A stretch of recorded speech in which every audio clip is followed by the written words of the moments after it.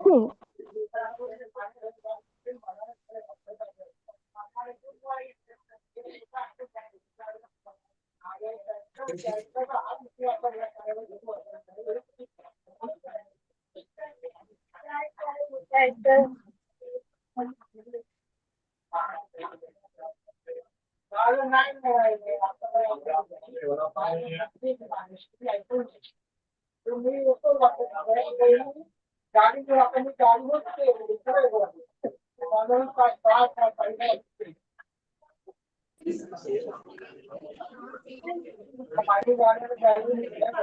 सोड पहिला नंतर येते.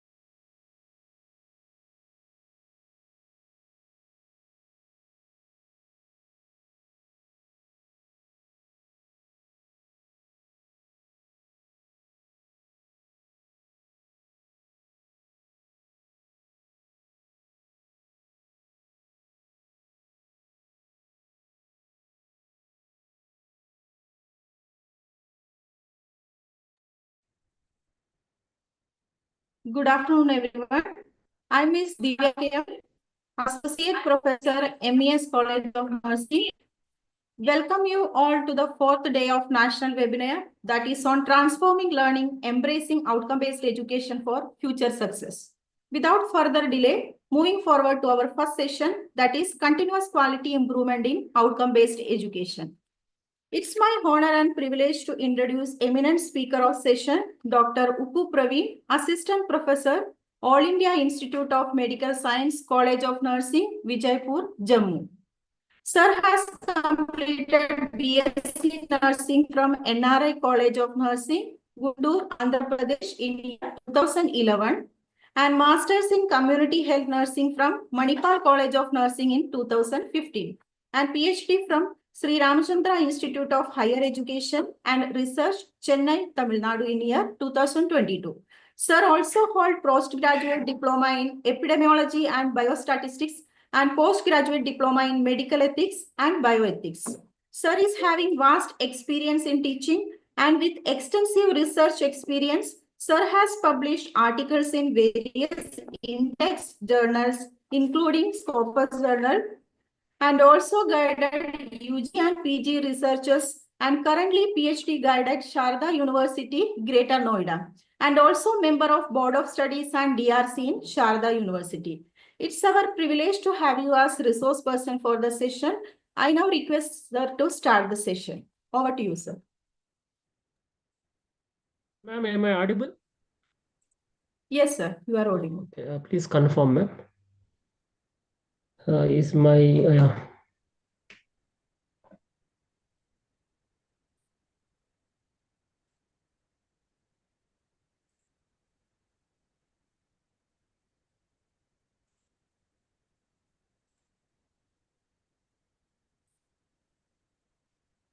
I think some issue with camera.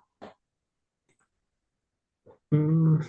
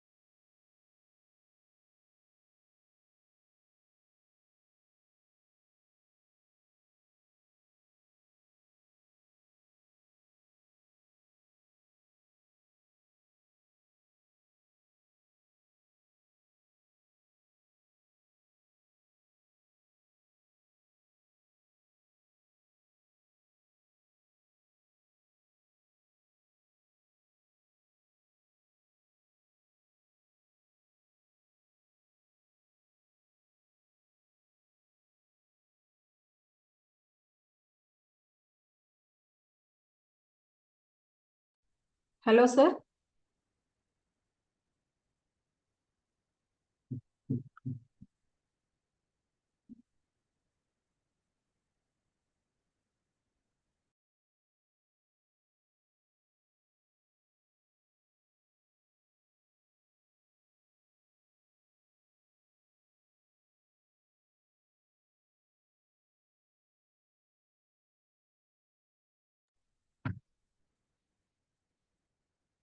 There is some technical issues.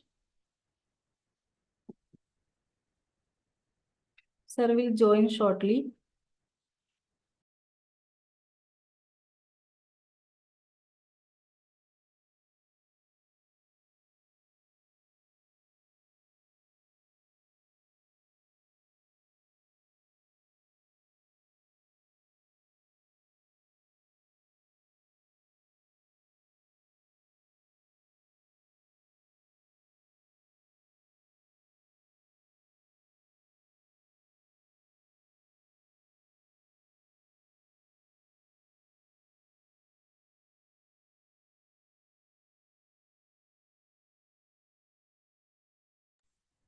Ma'am, am I audible? Yes, sir, you are audible now. Yeah, ma'am. Sorry, ma'am. Sorry for the technical delay. And thank you for the wonderful introduction and a very good afternoon to everyone. First of all, thank you so much for the MES College of Nursing, the management as well as the organizers for giving this opportunity to be a part of this wonderful webinar. And special thanks to my teacher as well as my HOD, Lingaraju sir, and my friend Mante sir also. Thank you so much, sir, for this opportunity. Ma'am, I'm just sharing my slides. Please confirm.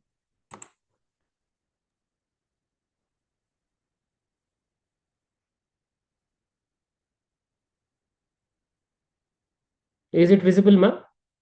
No, ma'am. No, sir. No. Yes, sir. Now it is. Now it is visible, right? Yes, yes. Now, ma'am, is it okay? Okay, sir. Okay, fine, ma'am. So the topic which I got is continuous quality improvement in outcome-based education. And once again, greetings from AIMS Jammu, Vijaypur. So let us come to the overview of this session. I'm going to cover in this 1 hour about these topics. Like we will talk brief about continuous quality improvement and about the various feedback mechanisms which are available in educational system and the role of audits, accreditations, and quality assurance in outcome-based education. Using assessment data for curriculum improvement, how we can use the data which we assessed for the curriculum improvement and transforming education quality. What are the various steps to transform our educational quality? So in this session, we are going to talk and discuss about these aspects. So, ma'am, is it okay, ma'am? Am I audible, right? Yes, sir. Yes, sir. Okay, It's fine, ma'am, fine. Anything, please let me know, ma'am. Any errors? Okay, sir. Okay. Okay, thank you, ma'am. Thank you. So let us see continuous quality improvement, what it is. So continuous quality improvement is a structured approach to enhancing the educational process by systematically analyzing and refining the teaching learning environment in outcome-based education. It's like one kind of process where we are working systematically to understand the various educational process and where are the lacunae or gaps so that the ultimate nowadays the term educational trend is everybody are talking on outcome based education. So there are certain steps where we can improve the outcome based education. So this approach, what is the main aspect of this approach is it ensures the alignment with the desired learning outcomes, stakeholders expectations, and global standards. So nowadays, why we are talking about on outcome-based education, if you see all rankings everywhere, even big universities also, even not only universities, even small colleges also, they started adopting this outcome education model. So ultimately, which helps the learners as well as faculty, everyone to grow in multidimensional way and to maintain the global standards. See, in a just this continuous quality improvement is depends overlapped or depends on these aspects. One is continuous feedback loop. In detail, we will discuss in further slides and about stakeholders and feedback mechanism. Continuous feedback loops like ongoing process for adaptability and the stakeholders are nothing, whatever the inputs we get from the external inputs for the relevance as well as tools for identifying improvement which includes in the feedback mechanism and all these depends on all these will enhance the continuous quality improvement. It's like a core process of enhancing education. Let us discuss those things in detail. Feedback, yes. Feedback, why we need feedback basically? What is the reason to get feedback? Any answers you can chart also or you can respond also. What is the purpose of feedback basically? Anyone? Anyone wants to message or anything? Anyone can talk also. What is the purpose of feedback? Strength and weakness of our the program. Okay. Ma'am, can I tell once again, ma'am? Slow. Yeah, ma'am. Once again. To know the strength and weakness regarding our program or anything regarding this. Okay. Okay. Anything? Improvise our program according to the audience. According to the audience, improvise the okay, improvements or any flaws or any Yeah. drawbacks or further Yeah. improvements we need. Okay, we will focus on the feedback. Okay, man. Yes, sir. Yes, Well. absolutely. Yeah. So feedback mechanisms are essential for identifying area of improvement and ensuring alignment with the learning outcomes and stakeholders' expectations. Who are stakeholders basically when it comes to the educational institution? Stakeholders means stakeholders. Parents, employers, Okay, parents, employees. actually students them also stakeholders. Another Okay. side. Hmm. Basically, parents we can say, employers we can say, or industry, collaborative industries are the persons who are getting services in the healthcare sector also. Okay, very good, sir. So these mechanisms involve collecting, analyzing, and acting on feedback from various sources to enhance the overall quality of education. Why we need feedback means from the various stakeholders. Ultimately, we are talking and we want to improve the quality of education. So, like feedback mechanism in education, as I said, the student feedback, like gathering insight from the students, and faculty feedback. Of course, it is very important. Provide faculty with the insight for professional growth and curriculum delivery. Or right, of course, stakeholders feedback also is very important, like alumni, employees, or parents. And continuous feedback loop. It's a continuous process where learning is a continuous process. Like that, improvement also always there is a scope or there is a place for the improvement. So we need to have a continuous feedback from the different sectors to have a improvement in our quality education. Coming to the students, yes, obviously the students are the primary beneficiaries of education. We can say are the VIPs. I can say students are the VIPs of the education. So they are the primary beneficiaries as well as the VIPs for the education institution. So gathering their feedback helps understand their learning experience, challenges, and expectations. So most of the time we will think that okay, like we delivered one lecture, yes, how is the lecture? But nowadays this outcome based education not only focusing on their learning, also it is focusing on the challenges which the students community is facing and what are their expectations. 10 or 10 5 years back, 10 years back, the scenario is like okay, whatever the teacher says, student listen and do. Nowadays trends has changed, so everywhere the scenario is like student centered. So what they want, what is their expectation? So we need not only their learning experience along with the challenges and expectations of the students also, we need to focus. Like what are the various tools like surveys, focus group discussions, course evaluations, exit interviews or exit surveys, or real-time polling, like using some Google forms or through some survey forms also. We can get their actual feedback about the learning experience or their challenges or their expectations. Ultimately, what is the outcome of this activity?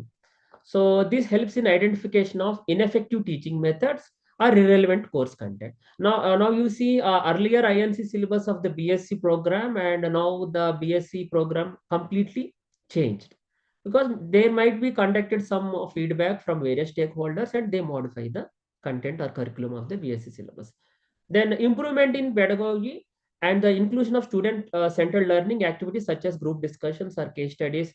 Nowadays, if you see, there are lots of methods were introduced in the education method. So why these methods were introduced? Because they got like they were students were bored with the routine interactive section. So with this reason, there are a lot of educational methods or teaching learning methods are introduced in the educational system based on the feedback of the students.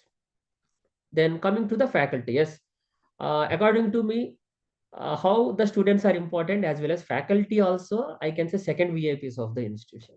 So coming to the faculty, when it's to the faculty, the purpose of the faculty feedback is to provide insight into the teaching process, highlighting areas where institutional support is needed for professional growth and effective curriculum development. Yes, obviously, we need to have institutional support to deliver a better content or have a quality education. So faculty feedback will help us to develop ourselves as well as the institutional growth along with the students' development. So what are the various tools like peer reviews, like peer feedback we can collect, and self-assessment questionnaire we can get the information, and various FDPs or various we can conduct various faculty workshops or FDPs. There we can get the feedback up from the faculty, and of course the performance appraisals of the faculty is very important. There the institution or management must give an opportunity for the faculty to express their views. So like that they can get the feedback from the faculty. Ultimately it helps. What is the outcome of this? Increased adaptation of innovative teaching methods. Like earlier, now we are meeting on Zoom, right? We are using the virtual mode of attending workshop. Earlier it is like we have to go physically and attend everything. Even earlier COVID, I have an experience during COVID. So during COVID, now these Google meetings, Zoom meetings, I guess the COVID only helped everybody to have a virtual development. Even nowadays not everybody, even few of the faculty members also they are not ready to adopt the new technology because they are comfortable with the old learning methods only.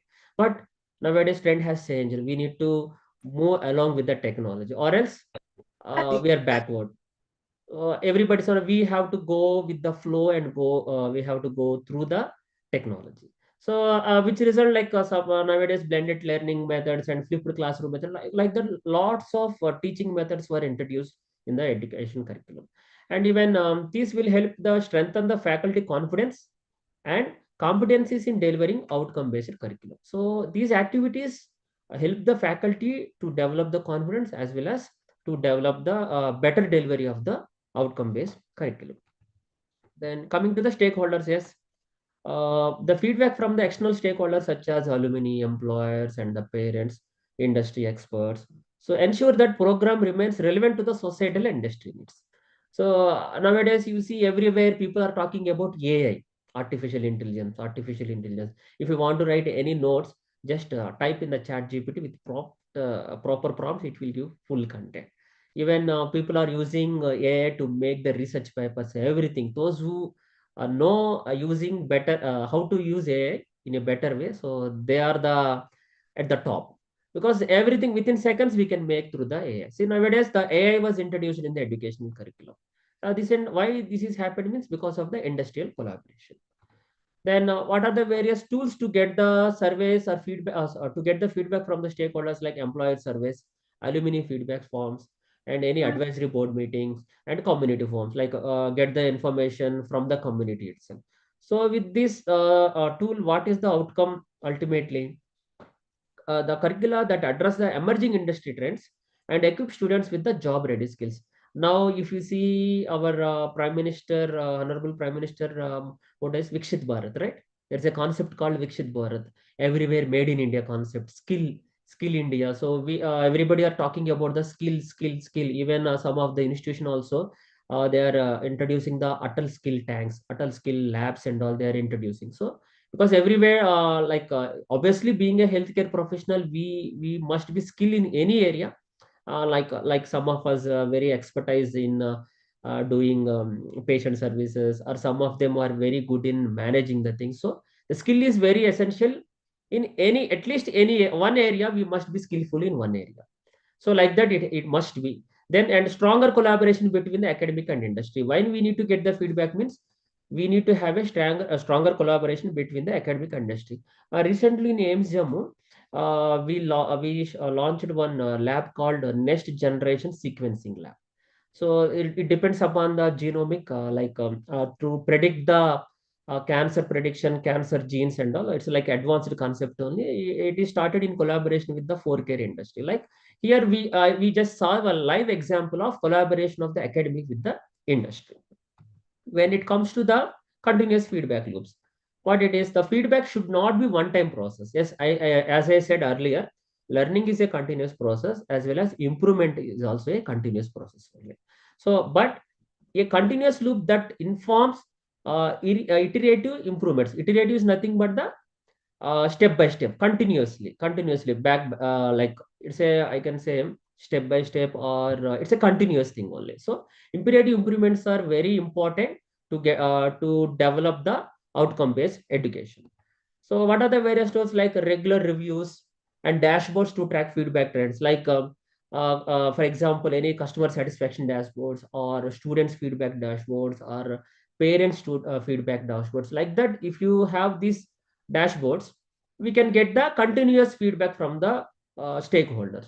Like we will think like, yes, we provided all facilities and we have a good faculty, we have a good resources, we have a good infrastructure, but still there is some area where there is a lot of improvement. So for that to have a better improvement, we need to have a continuous feedback mechanism. That is very important. So ultimately, what it gives, the dynamic and responsive curriculum that evolves with the changing needs. Obviously, like based upon the needs, what is the need? Even our nursing fraternity also, we will talk on need-based assessment. So, what are the current needs and expectations of the students? Based on that, we can develop the curriculum and increase the trust and engagement among all stakeholders. So, continuous feedback will help the development of trust and engagement among all stakeholders. So then, when it comes to the role of audits and accreditations and quality assurance in outcome-based education, yes, I think this is not a new area. Somehow, directly or indirectly, everybody know about various feedback mechanism or audit system in concerned institution. Anyway, we can have a brief discussion about all those things. Um, yes, academic audits. I think nowadays, because of this NAC and all, even accreditations and inspections, there is some continuous audits. It may be from the internal members or the external members. We do the audits. What is audit? Systematic examination of process to ensure what is this? Alignment with the institutional goals and outcomes. Whatever we are doing, whatever practices we are doing in our particular institution, are they are going along with the goals and outcomes or expectations of the institution. For that reason only, we need to go for the academic audits. Implementation, as I said earlier, it may be through internal or external audits of courses, like teaching materials and assessment methods, feedback mechanism, and evaluation methods. Everywhere we need to have a audit system, so that for example, internal quality assurance cells, IQS in universities, there is a one separate cell called internal quality assurance cell, conducting annual academic audits, or they may go every quarterly or twice in a year. Like that, depends upon the university policy. They will go and conduct the periodical audits. So, what is the ultimate outcome of this conducting audits is identification of gaps and implementation of corrective measures. Like I said, as I said earlier, always there are gaps and areas to be improved in every aspect. So, for that reason only, we need to have a academic audits regularly. And when it comes to the accreditations, to provide recognition that a program meets predefined standards of the quality. Like now, if you want to get enrolled in any university, first what thing comes on our mind basically, if you want to go for any course or any program in any university, first what we will look, basically what is our criteria to join in any university? Anyone? Grade for NAC accreditation. Basically NAC like that we will talk, right? Why accreditations? Because it depends on the quality. So Yeah, we'll directly or about the quality. indirectly, these accreditations all focus on quality of education only, right? Very good, man. So implementation, for example, adherence to the accreditations body criteria, example NBA or AICTE for technical education, and NAC overall for all the institutions. So why we need to adhere these technical standards? Ultimately, what will come? Demonstrates, if for example, any institution accredited by NBA demonstrate better alignment with the program educational objectives. And the outcome of this one is increased credibility, recognition, and global competitiveness. I think nowadays there is a concept called program educational objectives, program objectives. Have you heard about these things? Because those are working for the NAC and all, they might be having idea about Yes, all sir. those things. Yes, sir. Yeah, because now even when I worked with in Sharda University, like we used to work on these things. We used to design the program educational objectives and program objectives. There is some calculation. Like every is there any session on this program educational objective? Yes, sir. Already over I yesterday. think you have an idea, right? So there is Yes, some sir. calculation. with this, whether the students reached these objectives or not. There is some fixed criteria. Based on calculation, they will get the data saying that yes, out of these many students achieve the program educational objective. Like that is a one kind of calculation. I hope okay. No need of having much discussion on this. But ultimately, what is the purpose of this accreditation? Is credibility to the candidate and recognition of the degrees which the institution offer and global competitiveness. Like if you go to an abroad also, whether the particular institution, the degree which we get from the institution is having the recognition or not, that is very important. That is the reason people are nowadays they are opting, those who want to have get the better education, people are going with the opting the institution which are having the accreditations. And quality assurance, yes, obviously what is the purpose of this quality assurance is to ensure continuous monitoring and improvement of educational processes. So how we can do this?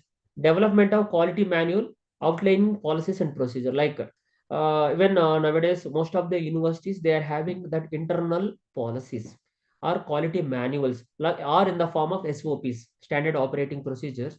Most of the universities are developing so that the loopholes, any flaws can be rectified. So if you see most of the universities also they are having one policies, quality management policies or auditing policies, everything they will follow as per the standard operating procedures. Like formation of quality assurance cells. So example, NAC, as obviously we know NAC emphasis on governance, leadership, innovation and research. If you see earlier, everybody focus on academics. Nowadays trend is when you go for any interview or when you interact anyone, what is the first question we are getting nowadays? Usually when you go for any interviews and all, what is the first question which we are getting from the panel? Anyone? Usually you may heard from your colleagues or friends also. What is the first question people are getting? Anyone? previous institutions, Previous institution? experience in the previous institution. Okay. Still I don't get the answer, ma'am. Anyone? Nowadays, the people are talking about only one thing. Anywhere you go, they're asking about the one question only, about one field or one area. Anyone? You all know, but maybe you are not sure about that answer. NABH.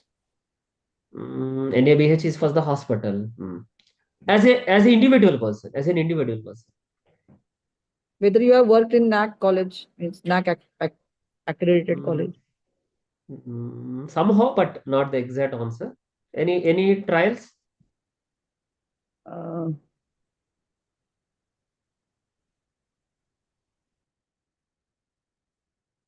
Might be you people didn't attend recently Regarding any interviews. research, Yes, associated with somebody. criterion, you are a regarding criteria in research charge. studies, Ma'am, publication. somebody said yes, ma'am. Criteria Yes, regarding related to Regarding research publication. yes, everywhere. No, if you go, no, first question what they are asking, no, how many scopus, how many Yes. publications? This is the only question we are getting nowadays, right? Am I right? Will everybody agree? Yes. yes, sir. Yes, sir. Everywhere, no, they are not asking. Yes, we need an experience, we need a educational, and we need a background. Irrespective of all those things, this domain has become one part, and research has become one part.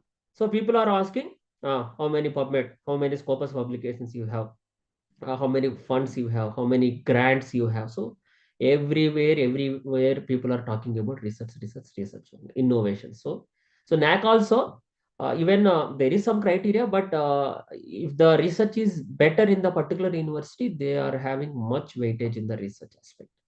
This is from my personal opinion. Even I think this is true also. Then what is the ultimate outcome of this quality assurance? Systematic improvement and consistency in delivering quality education. So all those things we are talking, and ultimately the aim of this is nothing but the quality education in form of outcome based education. So using assessment data for curriculum improvement. So what, like I said, no, we get the feedback or the information or inputs from the students or faculty or the stakeholders. So how we will get, for example, identifying data sources. If it is students, gathering direct and indirect assessment data. What is direct assessment data from the student's point of view? What is the direct assessment data? How we can get the direct information about the student performance? Yearly examination. Yeah, Their in the form of presentation. tests, assignments, Yes. projects, Study right? assignment. Indirect assessment.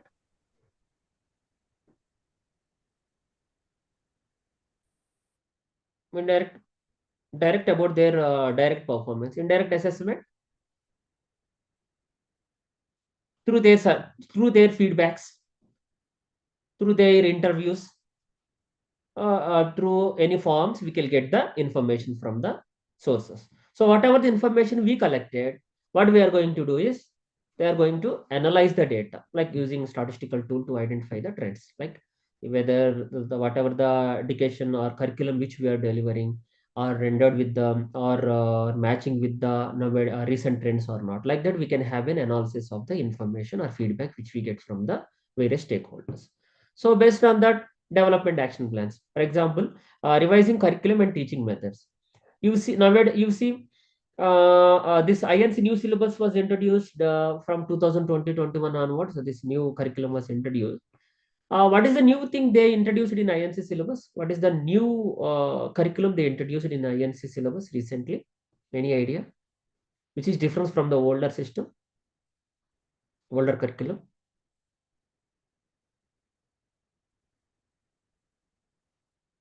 Any guesses? Example I am talking because since most of them are from nursing background, so I just taken this example. What is the major difference which we find from the old BSc syllabus curriculum to the newest INC curriculum? Any difference? Sir, in the old BSc curriculum, Hmm. the previous curriculum, it Hmm. was the assignment. There is a difference in the assignment. Hmm. Means in the new syllabus, the semester wise syllabus, Hmm. there is they means each and every subject they are giving the micro teaching and Okay. Hmm. yes, micro Hmm. teaching and project, group project, Hmm. and the manual. This is manual. They have to means it is mandatory, or one is mandatory and another is like Modules. the You want to say modules, right? Modules. modules. Yes, Compulsory modules. modules or mandatory modules or elective Mandatory modules, right? modules. Yes, Like yeah. when we Previous. study, we don't have any modules like that. But now Yeah, sir. there is a system called modules, right? Modules. Even Yeah. I can say, I said earlier also, artificial intelligence, introduction of artificial intelligence. And nowadays, if you see everywhere, data analysis, data scientist, right? Everywhere, even YouTube's and all, we get some reels now. What is your package month, per year? 30 lakhs per annum, 25 lakhs per annum. Like that was not everywhere nowadays. Everything data only. Right, ma'am? Yes, very good, ma'am. So based upon the needs, the curriculum are modified. Even PhD program also, there is some compulsory modules we need to clear, either through MOOCs or Swayam platform.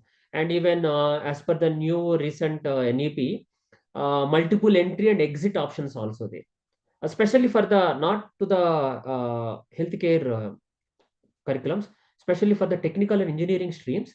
They can go for the multiple entries and multiple exits. Different streams also they can pursue.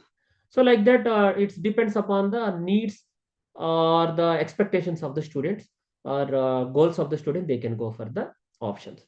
Then based upon the action plans and implementation, like pilot testing, like introduction of certain new programs or new things, so that pre-testing can be done and they can gather the feedback from the users. So based upon the feedback, as I mentioned, continuous refining the curriculum. It's monitor and improve the curriculum. It's a like continuous process. So as I said earlier, so every area there are certain gaps. So gaps has to be filled with the better improvement. So it's a learning curriculum improvement is a continuous process. Now we are discussing with the Zoom meeting. Maybe after 20, 30 years, maybe some better things may come. Like what I can say, na, in some movies, if you see, people will not be there in person, but even people move in and around, like we can feel that they are inside our room only. Maybe like that technology also may come in future. So we just wait for the future prediction. Then how the transforming education quality can be done, how the transformation can be done. For example, if you see the current educational scenario, there are, yes, I am not saying that everywhere lacunas are there, but certain areas there are insufficient learning process. So where there is an insufficient learning process, we need to analyze the information and get the feedback, but collect and assess the feedback and identify the gaps, recognize the areas need improvement, and implement changes, applying strategies for enhancing, like introducing different methods or different strategies for the better quality improvement. And obviously we need to have a regular progress or monitoring, like in the form of quality assurance, we need to have a regular monitoring of the progress, so in the form of evaluate the effectiveness of the changes, and obviously ultimately it leads to improved education. So the enhancement of learning process will happen. So this is the how we can transform the educational quality. So to conclude, continuous quality improvement and outcome-based education emphasize systematic feedback, rigorous auditing, and data-driven decision to create a dynamic and effective educational ecosystem. So by engaging students, faculty, and stakeholders and leveraging robust quality assurance mechanism, institution can achieve sustainable improvement and delivering meaningful learning outcomes. With this, I'm going to conclude the session. Any questions? Thank you.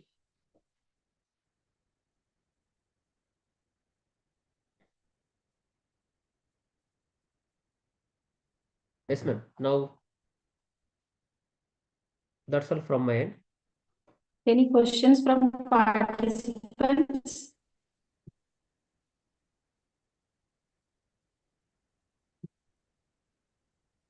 Somebody chatted something. I didn't see, now I will see. Semester pattern, working in NAC, know the quality and performance of the parents. Okay. Okay, answers.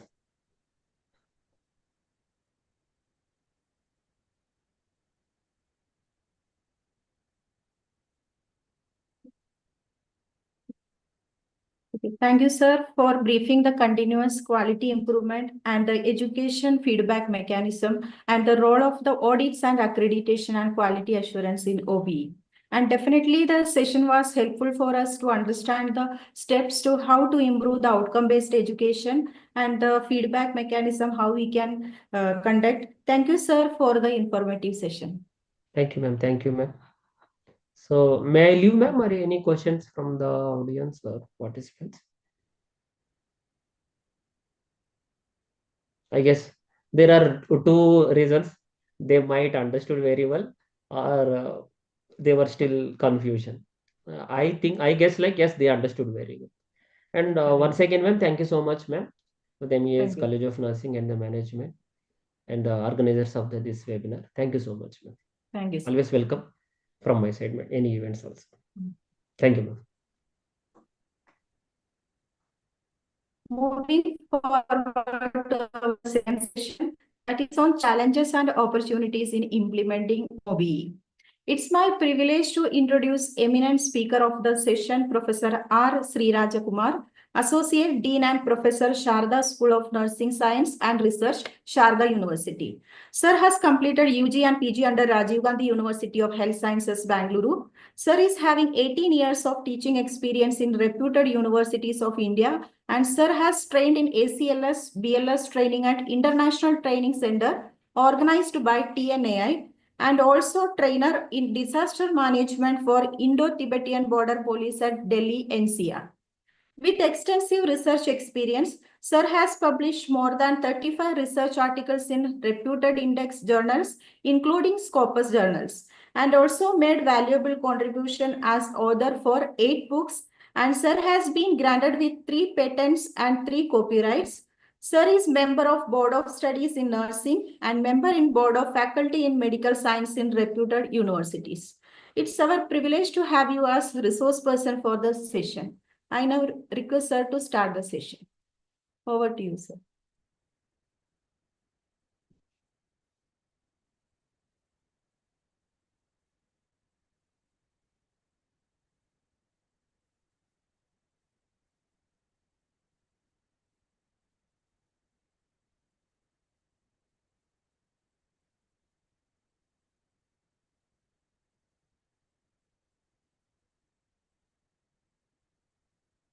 Hello,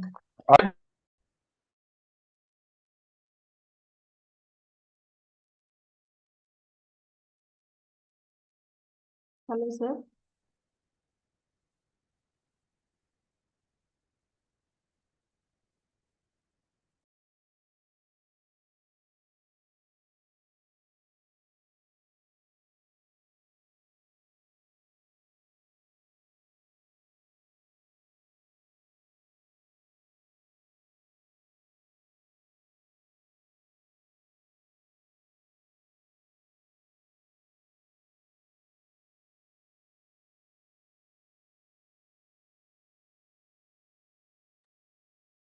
Okay.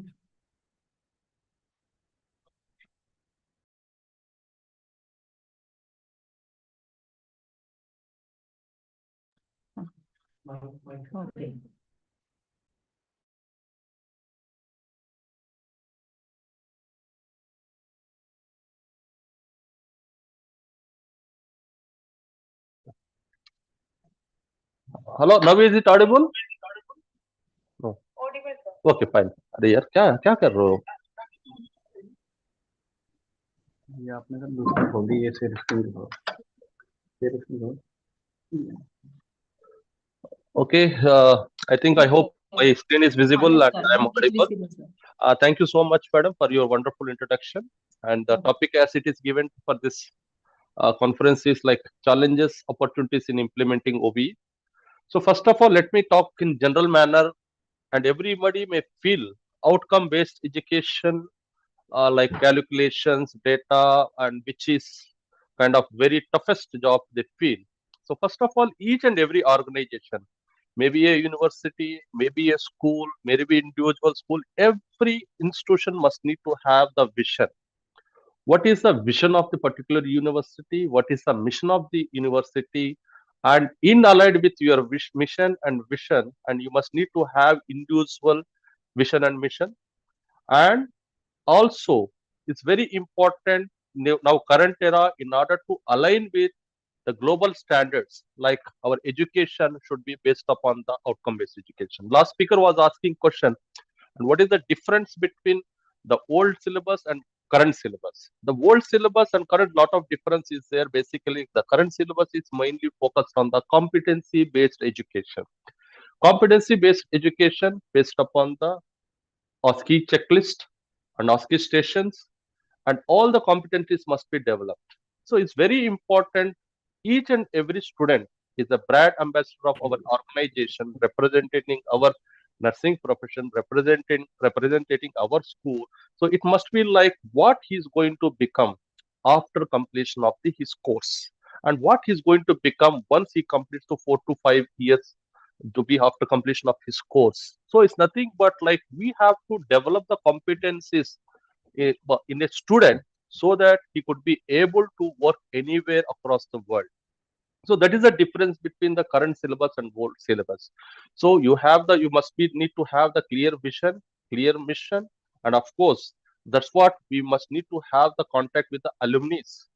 So everywhere so basically the institutions only who are going for the NAC accreditation, they must need to have kind of, as we know that it is comes under the criteria 5. The placements is very important. Once the placement is done, and we have the alumni coordinator, so that we could keep in touch with them, so that what they have achieved, how our education system in our organization has shown the impact in shaping the future of the student.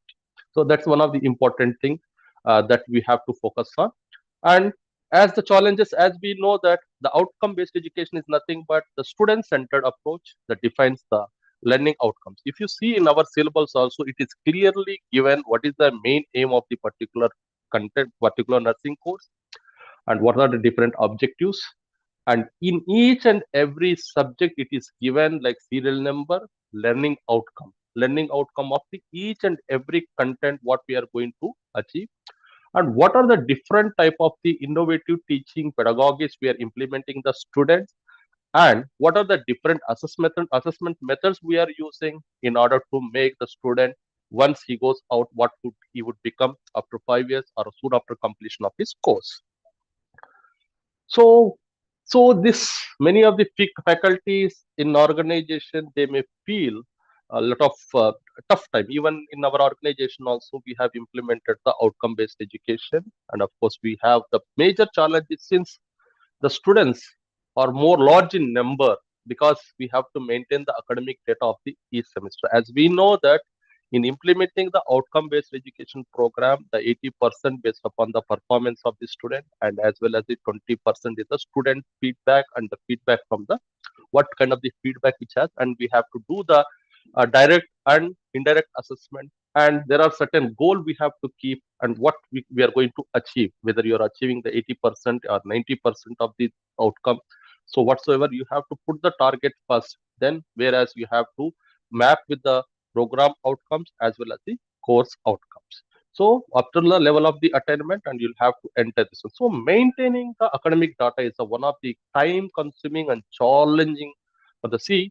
Basically, we know that every student is unique, how he is performing, and how our education system is impacting in shaping the future of the student, and we have to have the one-to-one the contact with the students. See, basically, by seeing the outcome based education system, some people may feel panic. No, you must need to have the passion that the students, once he's coming and how he is improving by academically, and we have the diverse students, different kinds of the people, different kinds of the students, different kinds of the diverse culture, different language problems. So many people come. So nothing but see, in challenge, as it is a challenging task, it's very important for us to shape the student, and by keeping, so managing the data is one of the challenging, and keeping the progress of the challenging and time consume this one. And whatever the data we have, we must need to have accurate, complete, consistent data should be there. And also in each and every organization, it differs. Outcome based education program implementation differs from organization to organization.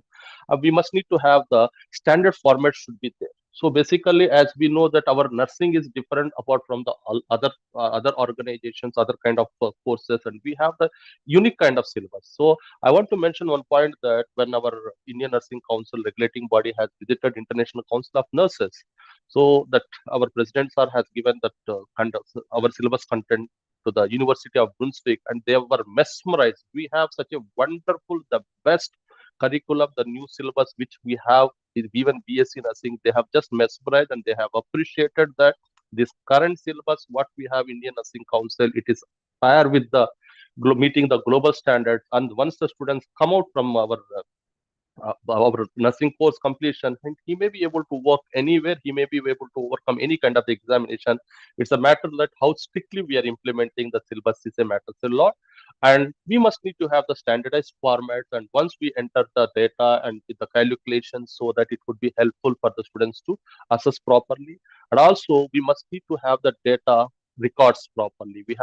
We must need, since we have to manage the full amount of data, we must need to have the adequate space, and so that all the records of the students can be placed in the particular place.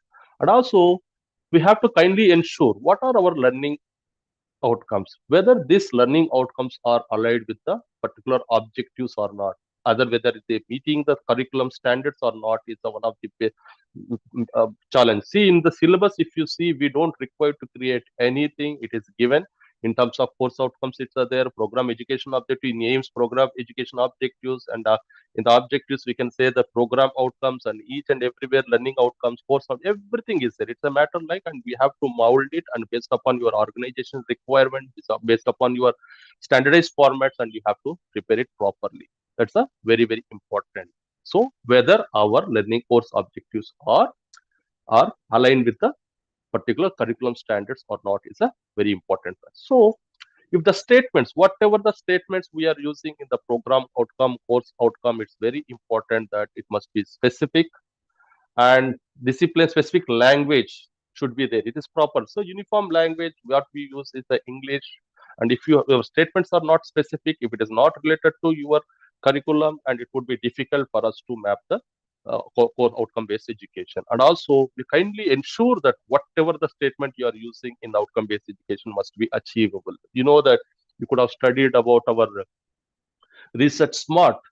Whatever the statement we are making, it must be specific, it must be measurable, it must be attainable, and also it must be relevant or resourceful and time bound. It's very important that we must need to manage the properly. And also Bloom's taxonomy is very, very important. So you know that if you see that what is a triangle: remembering, understanding, applying, analyzing, evaluating, and last one is the like creativity. So these are all the Bloom's taxonomy has to be properly to be used properly whenever we are using the particular outcome. See, outcome means it's nothing but the result, what the students is going to be become. So basically, we know that, of course, there are the three things. So, of course, you may be taking the classes by using the various different innovative teaching pedagogy you may use, and what knowledge he is gaining.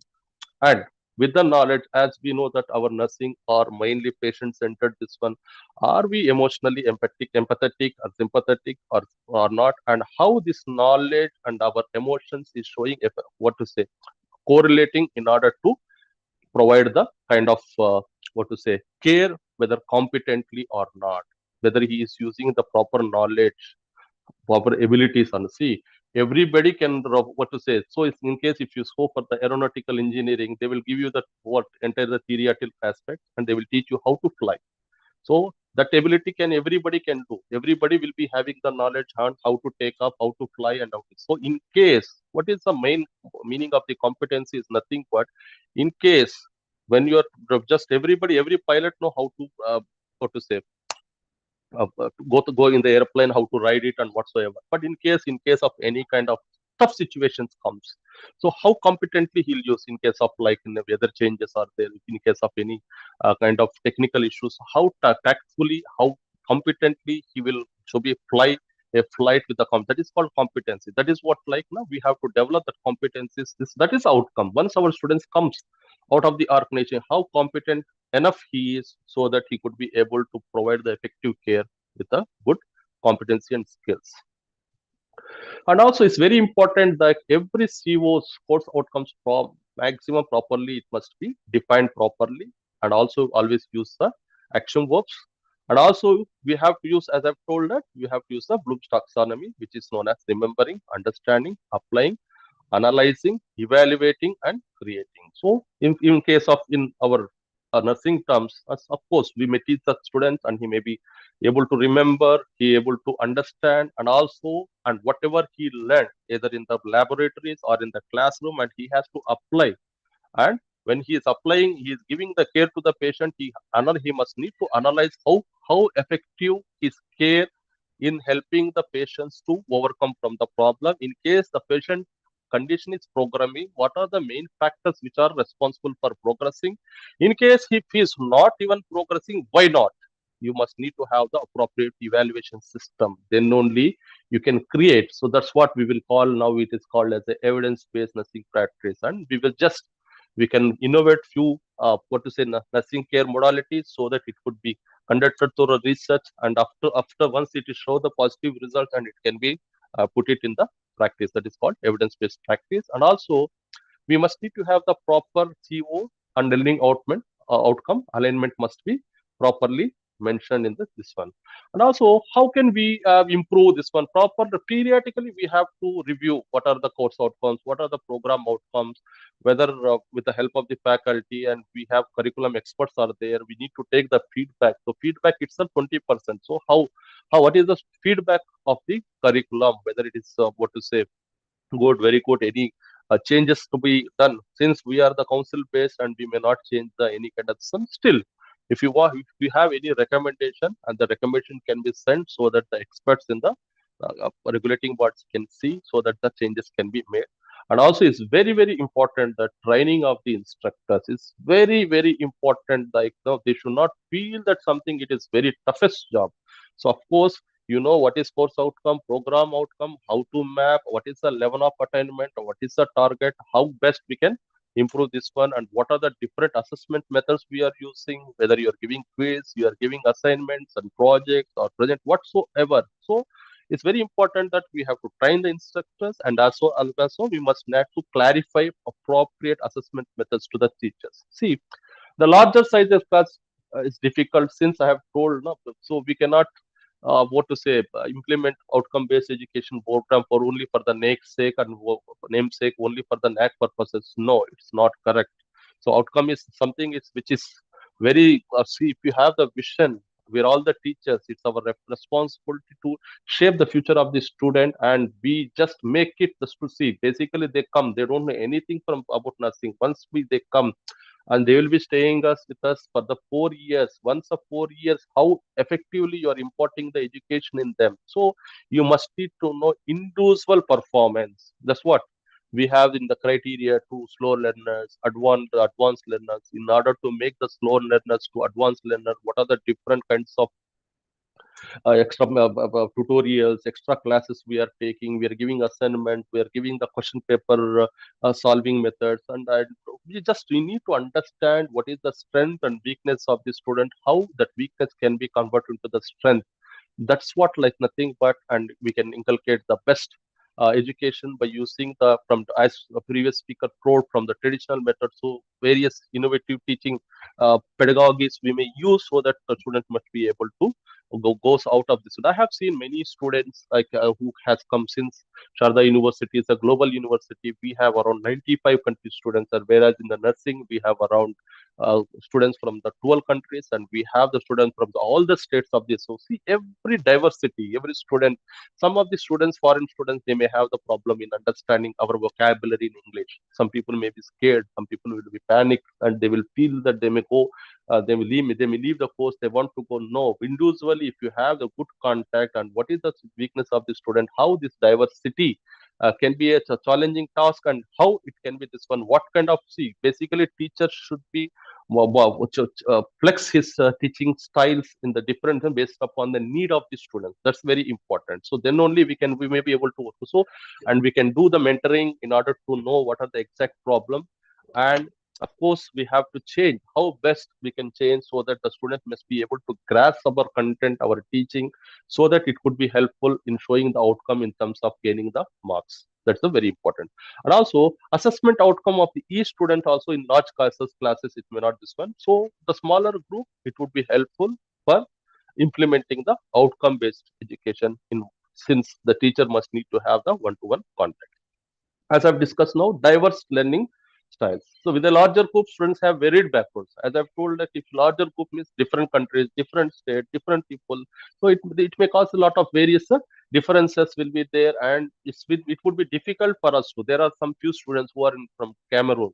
In Cameroon, the student, she may not understand English at all. She will still speak very little English. Even when I have seen, excuse me, when I have seen her question paper answer sheet, she will write only content, very minimal content. So minimal content, we cannot give the more score. So that's what. So we may need to understand that what is the exact problem, why she has a problem, and how the problem can be solved is very, very important.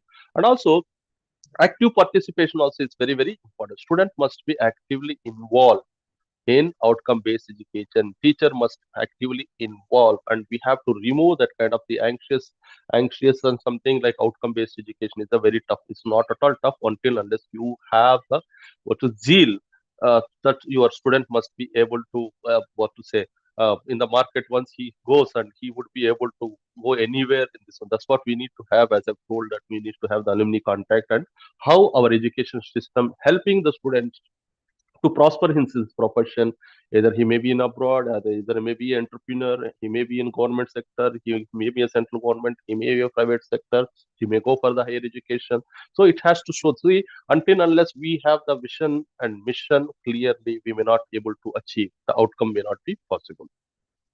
And it's very important, and we must need to have the resource allocation is very important in the terms of man, money, material.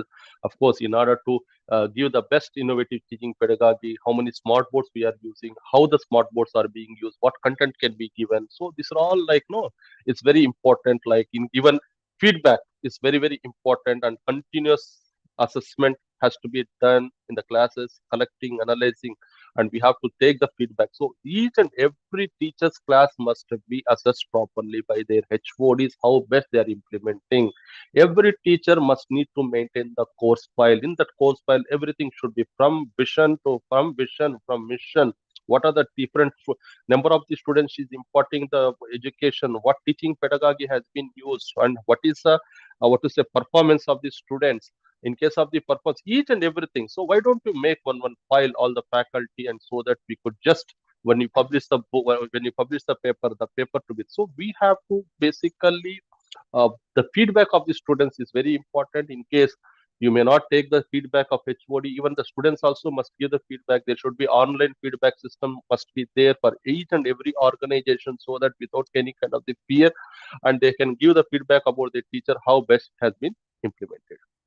And technology integration is very important. So how many of us we are using the our academic portal? So it's very important. So even in our university we have separate teaching learning director, teaching learning TLC center is there, and in our this one, and we have to what to say put what are the content we are going to teach, and we have to upload all the PPTs and various assessment formats, each and everything that will be properly analyzed by the higher authorities. In case if there is no quality in the particular teaching content, they may call us, and every 6 months will be assessed. We will invite the external expert, they will come, they will ask us to take the classes by using the different minimum 5 audio visual aids can be used, so that it could be taught properly. So technological integration is very important. As I've told, we have to use the portals. We have the separate our Sharda academic portal, and we have the mentorship portal, which is known as the Paramarsh portal. So all the every what to say semester, the students will be sent the online link, so that they could go, they can give the individual feedback about the teacher, about the content quality of the teaching which is being given, and also they will be assessed by the head of the schools. So it is a collaborative learning must be there, is very important. So which is very found less nowadays, like peer-to-peer learning. So basically if I know, see, always I used to tell only one thing to my faculty: be like a banyan tree, don't be like a bamboo stick. Bamboo stick will just go straight, which is of no use. One day they will cut it, they'll be used for non-living things. And whereas if you see the banyan tree, it has got a lot of roots, so it will grow itself, and also it will be the nest for the many birds. It will give the good oxygen, gives a good shadow, everything. See, there should be something like we have to grow, we have to make learn others along with us. So collaborative learning should be there, and each and every faculty and every student, everybody has to actively participate in the collaborative manner for the fruitful outcome of the student. And there should be teaching assistants also is a very important to manage the class. And learning outcomes must be, as I've told, it must be specific, should be specificity in learning outcomes also is very important. We must need to have the regular feedback mechanisms should be there. So teaching practices evaluation can be a challenging TP. So many people say, so all the teachers, they'll feel that, sir, it is overburdened over this one. No, we are not here just teaching only for the name's sake. So we have to focus on shift from the teacher centered to the student centered learning approach should be there. And we have to use the various teaching, problem based learning, project based learning. Recently in our organization, I have implemented crossover learning. So just I thought like crossover learning, as we know that our MSc nursing student, BSc nursing final year student, soon after completion of their course, they may work as a lecturer, they may work as a nursing tutor. So we have to develop the teaching skills, as we know that nursing education and education is one of the main core subject. So what we have done, we have just created, since many students I found through feedback that they are feeling difficulty in a subject like anatomy and physiology, have the crossover learning. So we have divided into the groups, like one MSc, 2 3 BSc groups, and we have divided all the systems, anatomy and physiology. The participant will be the GNM first year, BSc nursing first year, and the teachers will be the BSc nursing final year. And so it's crossover here. The senior students, senior fourth year and MSc nursing students developing the teaching skills, and whereas our first year nursing students also becoming what to say much competent, and the whole has got good hold in the subject of the anatomy and physiology. So that is very important, and we have to organize. I appreciate your organization for organizing such a wonderful event. And since many people don't know what is the outcome based education, how it can be implemented, how it can be, so we have to keep conduct the faculty development programs also is very important, so that all the faculty must be able to know what is the value of outcome based education. And also, it's very important that we must need to have the appropriate transparent evaluation tools should be there. That is very, very important. And also, work collaboratively across the department to ensure the cohesive teaching practices. How your teaching being implemented is a matters a lot, and we have to keep as a leaders of the school, as a senior faculty of the school, we have to periodically review what are the teaching practices, so we can use the different kinds of the teaching pedagogies which are available, so that it will, so always it must be based upon the need of the student.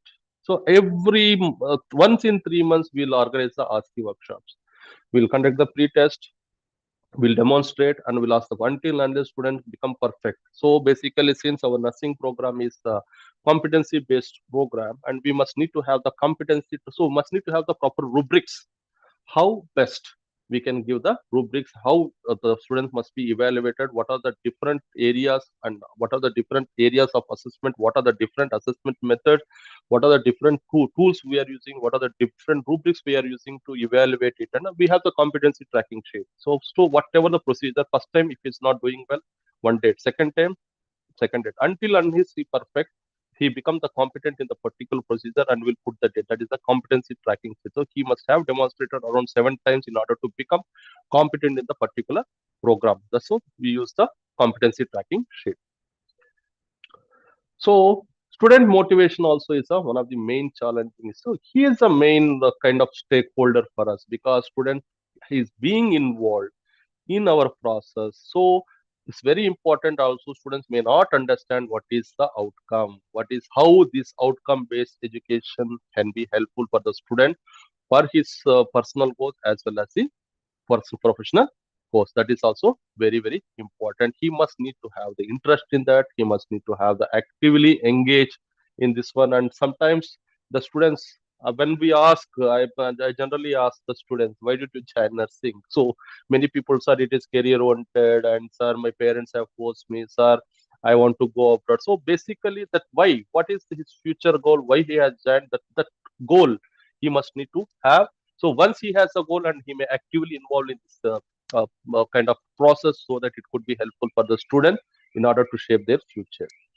And also, as student may basically, it's a different style. See, the students have got different. See, basically, if you are using the same kind of teaching pedagogy, so nowadays everybody use like only PPT. So now we have to develop in students kind of attitude. So there must be quest for the knowledge. So nowadays, everything which is available, what kind of hot cake, the students with they'll see the PPT, whatever they read, and they'll write. And no, we have to always study for the knowledge. That's very important. Read the books, not only one book, 4 books, 5 books. So then only see wisdom is different from the knowledge. The students, every student will think that at the end of the before examination, they'll mug up, they'll write, and what they learn. So basically, it's very important. Like always, I used to tell, like we must need to have the intellectual mind, sympathetic heart, and skilled hand. 3H is very important in order to become the competent. And clearly, we have to communicate the outcomes, how learning outcomes are aligned with the real world skills. What is the world? What are the different innovative nursing practices, nursing, where are the different technology which is being in the nursing globally, and everything that we have to properly what to say, communicate what are the, we have developed the program outcome, course outcome in such a way that the student must, once he come out, and how, what is the world, what are the current trends which are happening in this world, so that the student here must be able to what to say, pace with the par with the current technology which is in the abroad. So we must need to properly communicate them, and also we have to motivate the students properly, and we have to give the feedback. Meaningful feedback is very, very important in achieving the outcome. That is, in case if they are doing the small achievements also, always we have to encourage them, clap them, and give the kind of the positive reinforcement, so the students could be able to properly respond. And also, we have to allow the students, we have to give the autonomy to set their personal goals within the framework of the outcome. So let them fix their goals, what they want to become. If they want to attain the level of the 80%, they want to go for the 75, 90%, something like, we have to fix our average, and more than that also they may this one, and we should give the autonomy so that they must be able to fix their goals on their own. And also many educators nowadays, they are unaware of the outcome education program. For that, it's very important that comprehensive training program should be given about the outcome based this one, and we have to shift our mindset. So I'm not telling that the traditional teaching methods are not good. Sometimes it is also good, but we have to, from the traditional methods, so we have to come to the learner centric. So if you see in the old this one, see, for them only, they used to go to the forest and they used to learn under some guru. They'll stay over there, and during those times there are no curriculum, nothing but skill. Why Dronacharya, why Arjuna is very great in archery, why not other members of the Pandavas? Because every person is having the unique talent. That unique talent has to be identified, and so that we have to make them excel in our profession is very important, and we will have to give the training. And also we have to tell them, make them to understand what is the outcome based education program. That's very important. And in case if any changes to be done, we have to change. And without proper training, and we cannot change mindset of the people, and we have to encourage the teacher to shift from the traditional teaching practices to the OBE oriented methods is very important.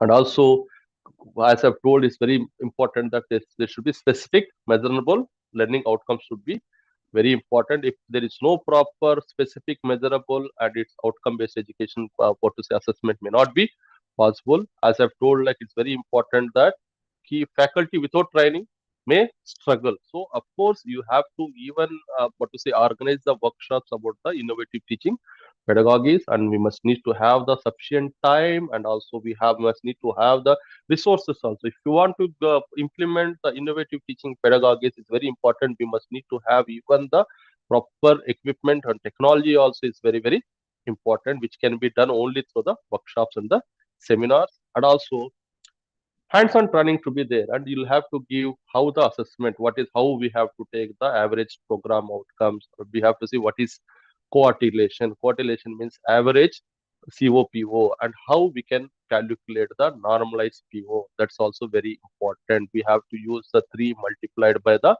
average program outcomes divided by the coartilation. And also how can we do the assessment of the direct assessment, and whatever we have done, that normalized PO and multiplied by 80 divided by 100. How the evaluation feedbacks are 20% student feedback, and how to calculate it.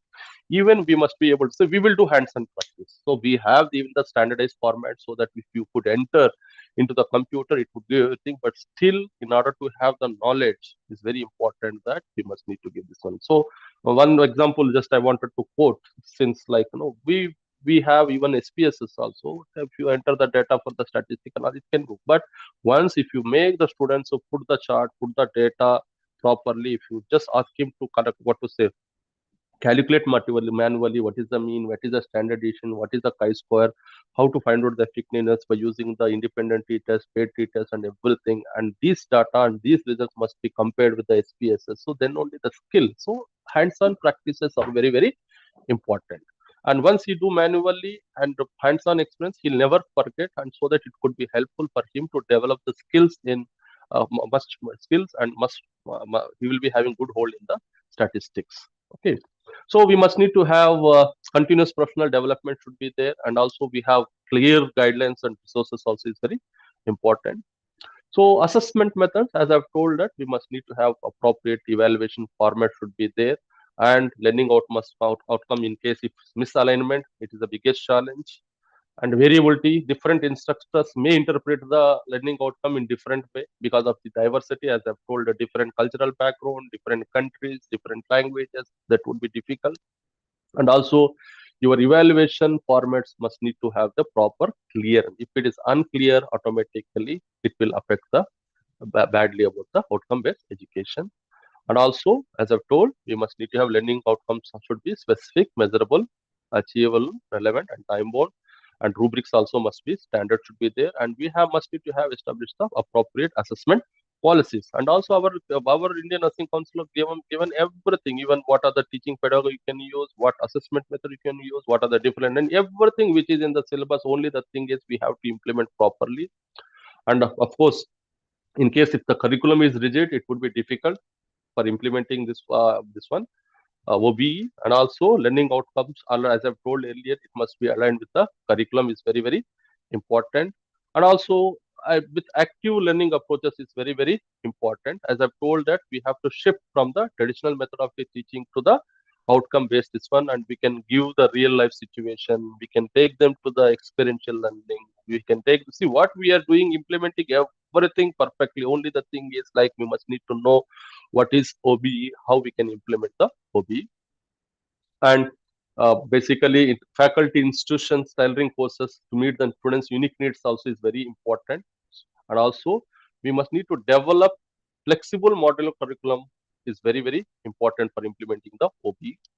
And focus on grades over the skills. As I've told, like, see, we have to develop the stations, each station, and we must need to have use the standardized ASCII checklist.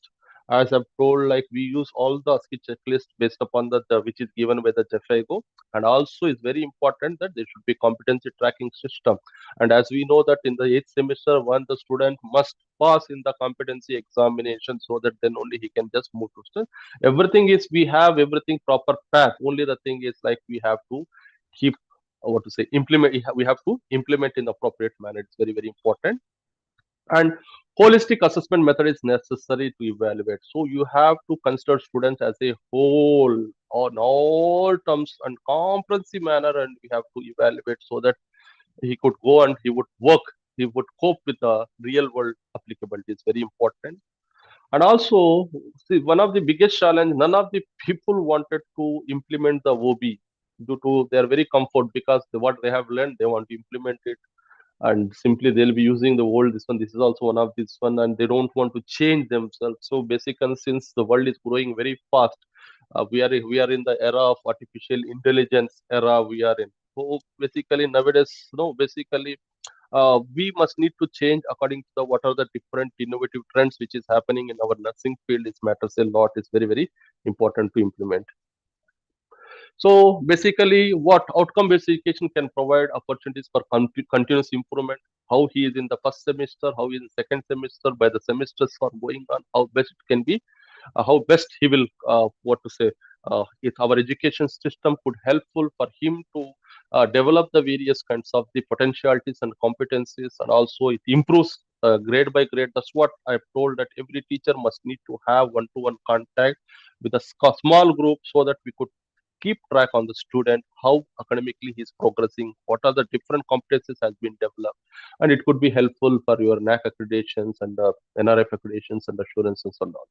So we have to focus only on the student-centered learning has to be focused. Is very important, and we have to encourage the student to achieve the measurable competencies, and also we have to provide the individual learning paths and personal learning experiences. So as I've told that we should know exactly what is the strength and what is the weakness of the student, how strength can be further improved, and how weakness can be converted to the strength. That's a very important. And all teachers must be feel accountable, and they must need to have the transparent evaluation systems and what is their expectations, and we have to keep track about the competencies, what are the different abilities of the students also matters a lot. And also, see, fostering the lifelong learning, it's very important that we have to through this outcome based education, it would help. As I've told, that Bloom's taxonomy, the creating can be done with a proper critical thinking. So we know that there are the different changes which are happening day by day, day by day, day by day, day by day. So what changes has been, what new things has come, whether as we are able to excel in pair with the current trends, what's happening matters a lot. It's very important. And also, and we have to build the competencies among the students, and it's very important. And we have to use innovative teaching pedagogies for the diverse to students of different states and different countries. And also we must need to have the diverse assessment methods also is a very important. We have to keep taking the feedback from the students, and also the nowadays the entire world is with aggregate. We are back of the various accreditations and ranking systems, and also it's very important that in order to have the global recognition. So we just we in the olden days we used to only think that only outcome based education is only can be implemented in the abroad sector. No, now in India also we're all implementing. We have the curriculum is based upon the competency based and outcome based. Only the thing is like we have to implement appropriately with appropriate training is a matters a lot. Also, so when we implement the outcome based education automatically, it will enhance the institutional reputation. Also, is very important. That's a very important. It will attract the students and faculty. It would be helpful for the collaborative environment and interdisciplinary opportunities like collaboration to solve the complex problems, and also it will help the student actively involved in the particular lesson. Thank you so much.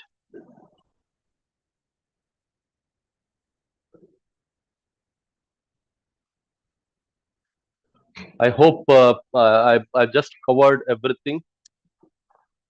If you have any questions, and you may ask. I don't think that outcome-based education is very tough. It's very easy. Everything which is given in the syllabus, only the thing is like we'll have to implement it, and you must need to know exactly what is our syllabus is saying. It is entirely competency based. And second thing, competency tracking sheet should be there, and we'll have to use we are given all program educational objectives, but in outcome based education we use the term like program education objective, program outcome, learning outcome, whereas in the syllabus it is given what is the main goal at the end of the course, what the students able to achieve, and what are the different in order to achieve what are the program outcomes. And in each and every syllabus it is given learning outcomes, and also it is given what are the different kinds of the teaching pedagogy we may use, what are the different assessment methods. Everything is given. Only it's a matter like we have to implement, how to implement it, and how to calculate it. And until unless the teacher is having the passion and zeal to actively involve and to actively implement, and to think that you have the personal goal that your student must be brand ambassador of your organization. Once he complete after 5 years what he may become, how what you expect him to become, and if completion of even each soon after completion of course which is known a program outcome, what you want to become, and each and every year how he is progressing from coming from first semester to the final semester. So just have a mind that you remove your mind that the outcome based education is tough. No, how what are the abilities and competencies you are developing, and how you are teaching or pedagogies you are using, how you are teaching, either is it a 3-year theory, what is a theory, either it is demonstrations or practical, how it is impacting a particular individual student, so that he must be able to par with the current innovations in world scenario. Thank you so much. Any questions from participants? Hello, sir. How are you? Yeah, fine, sir. Fine, sir. How are you, sir? Good to see that your presentation was very elaborative. Only you. thing what I wanted to add is recently we got a circular saying that the OB implementation in healthcare is very difficult. No, sir, it's not. And I'll come to the point. And they have clearly stated 1 credit equals to 25 marks evaluation system. So for example, nursing foundation, we have 6 credits. You suppose to have 150 marks exam. So whereas in Indian, INC, we will not be fit into that. So this is the new reform which recently released, number 1. Number 2, the credit hours of your lab hours and your clinical, it's 40 and 80. And you don't have any such evaluation of mapping. Of course, outcome of your clinical requirements, even your Viva exams are not mapped with your course outcome. Even though if you 2 exams you take a Viva, so each questionnaire should map with one of your COs. So that is not predetermined. So we found it very difficult to map the course outcome for practicals and mapping with our requirements, because even hours of each subject, clinical hours is different, course outcomes are different, and the clinical requirements are different.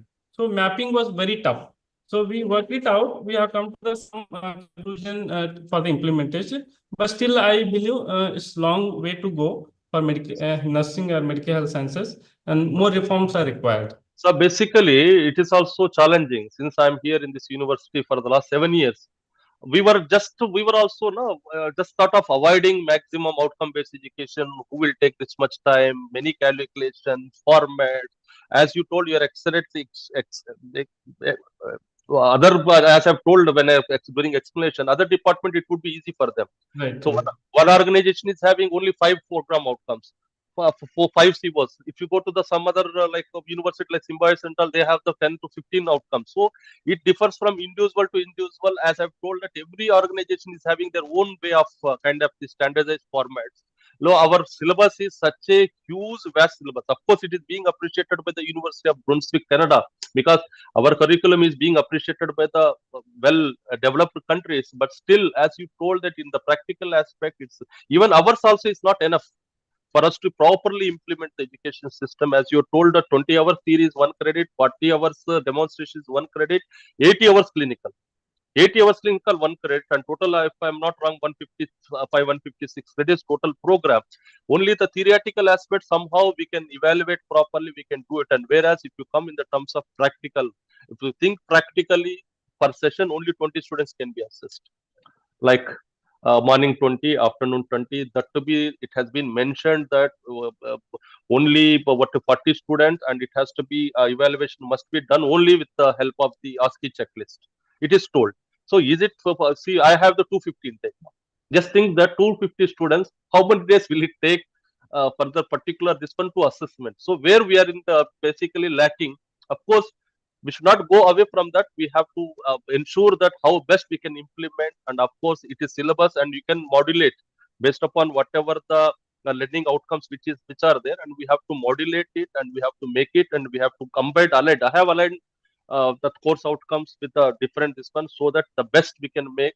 And our main motto is nothing but our student once goes out of our market, how competent he is enough, and how he is being placed, what he's going to become after 4 years or 5 years, whether we can see him in US and UK or anywhere in the world.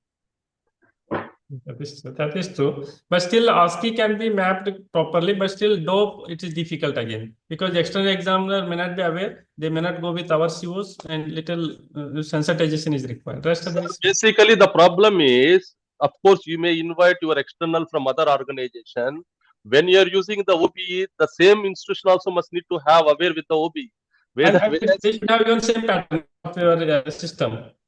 So as you said, Symbiosis have 11 COs and you have 6, I have 6. Then if exam come from Symbiosis, and he'll have different expectations. But I really appreciate, recently we had 6 days FDPs going on about artificial intelligence and OBE and everything expert.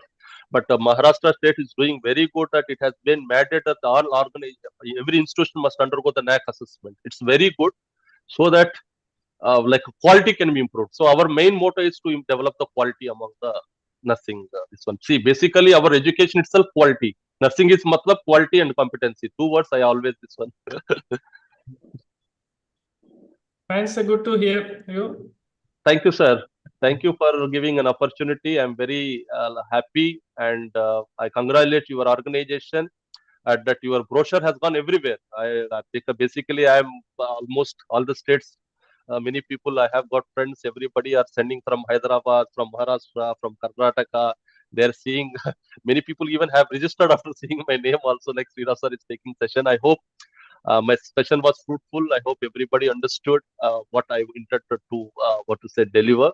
And if you want, I can share my mail ID. And if you need any kind of help in kind of anything NAC related, and since we are also A+ university, and we are also running very good organization. My organization is a mentor institute.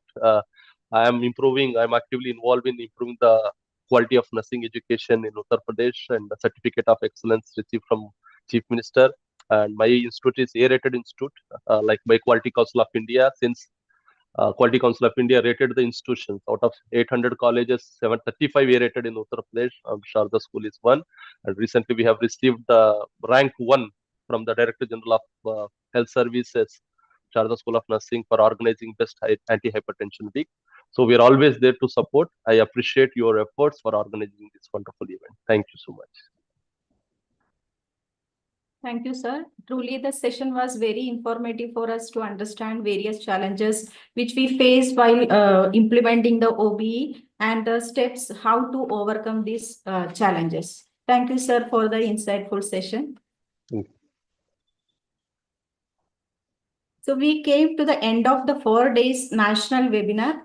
A very warm welcome to the valedictory and concluding session of our 4 days webinar. It has been an enriching journey and we have gained invaluable insights over the past few days. I now request Professor Milind Kale, Principal MES College of Nursing, to address the participants. Over to you, sir. Very good evening to each and everyone, those who have participated. And I congratulate on behalf of MES College of Nursing to Dr. Sri Rajakumar, who has taken very impressive session to conclude this webinar at the national level. As we come to end of this enriching webinar on outcome-based education, I am filled with immense gratitude for the opportunity to address you all today.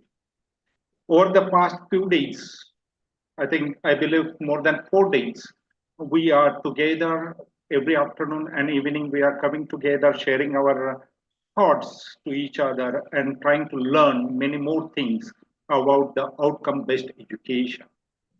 Because I believe personally that outcome-based education is the need of a day, what each and every educator should know about how the science is making new innovations. So as the educational technology is getting changed to meet the challenges, because don't forget that we all together, we are responsible to form the next generation. So this was very impressive topic to select for the national webinar. Throughout this all session, we have explored the importance of aligning educational goals with a clear and measurable outcome. We have learned how OBE is not just a teaching methodology, but a philosophy that ensures that the learning process is student-centric. In the previous days, the teaching methodology was more surrounded to the teachers, but now the trend has changed. We are student-centric education. As educators, we must continuously ask ourselves, are we equipping our students with the skills they need to thrive in the rapidly changing world? And that's what I feel that it is a need of a day that we should focus on outcome-based education. The success of OBE depends not only on a well-designed curriculum, but also on the involvement and commitment of all stakeholders. Now, here the stakeholders, it is mainly the student, the community, those who are going to get help from these all professionals. I believe demonstrated how vital collaboration is to achieving meaningful educational outcomes. As we close this webinar, I urge you to take this insight and strategies and best practices shared here and apply them with the passion and diligence in your own educational environment, in own institutions. Let us all be the change makers who help shape a future where education is not only about imparting a knowledge, but also about cultivating the skills, values, and competencies that the student needs to succeed in the life. With this keynote, I conclude that we have completed our national webinar, and I congratulate all the resource persons. Really, they have taken a lot of efforts to reach to you, and all of them, I really appreciate their efforts. Thank you. Thank you very much. Thank you, sir. I now call upon Ms. Srishti Banbe, Assistant Professor, MES College of Nursing, for report reading and proposing vote of thanks.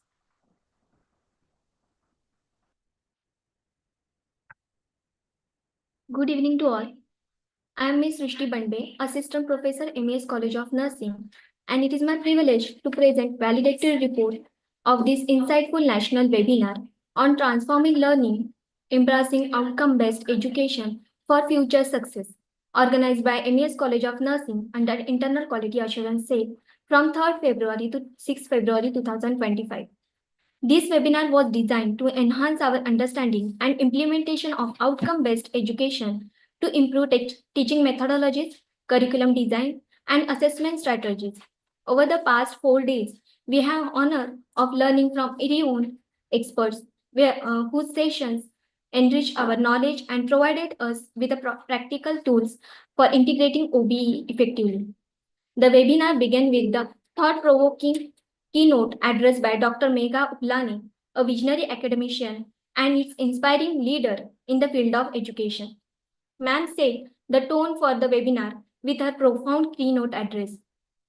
Her vast experience in the curriculum development, innovative teaching methodologies, and education reform was evident in her insightful discourse. She beautifully articulated the importance of outcome-based education and its role in shaping competent, future-ready professionals. Her words not only provided intellectual clarity, but also motivated us to embrace progressively student-centric teaching strategies. On the first day, that is 3rd February 2025, the webinar featured with distinguished speakers, which bring valuable expertise on the fundamentals of implementing outcome-based education.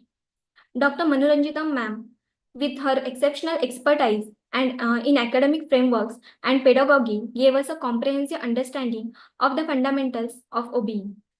Her session was perfect blend of theoretical knowledge and practical application, making it easier for us to grasp complex concepts and implement them effectively in our teaching learning processes.